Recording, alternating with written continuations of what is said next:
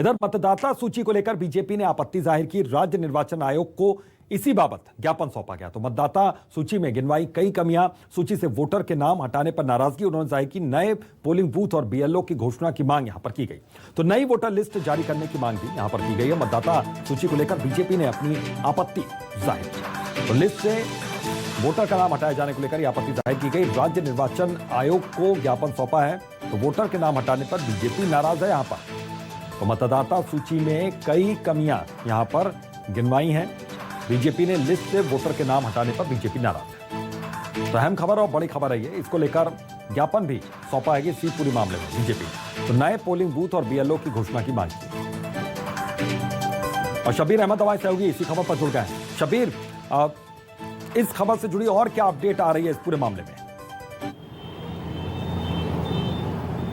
देखिए, अभी तो ये कह सकते हैं कि एक तरफ चुनाव की तैयारियां चल रही है, तो दूसरी तरफ बीजेपी का एक प्रतिनिधिमंडल राज्य निर्वाचन आयोग पहुंचा, वहां पर बसंत प्रताप सिंह से मुलाकात करी और सीधे तौर पर जो ज्ञापन दिया गया उसको आप पढ़ेंगे तो उससे साफ ये पता चलता है कि मतदाता सूची को लेकर बीजेपी के प्रतिनिधिमंडल ने आपत्ति जताई और ये कह सकते हैं कि कई कमियां भी गिनाई गई है। जैसे मैं कमियों की बात करूं तो सबसे पहले ये कहा गया है, जो ज्ञापन दिया गया है उसमें, कि मतदाता सूची से हटाए गए जो वोटर हटाए गए उसका पहले आधार बताइए, ये एक मांग की गई है।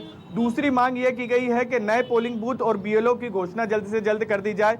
इसके साथ साथ अभितोष तीसरी जो मांग की गई है वो ये की गई है कि दावे आपत्तियों के बाद नई वोटर लिस्ट जारी की जाए। यानी पूरी तरह से ये कह सकते हैं कि जो नई मतदाता सूची है उसको लेकर बीजेपी की तरफ से आपत्ति जताई गई है। बसंत प्रताप सिंह को ज्ञापन सौंपा गया है।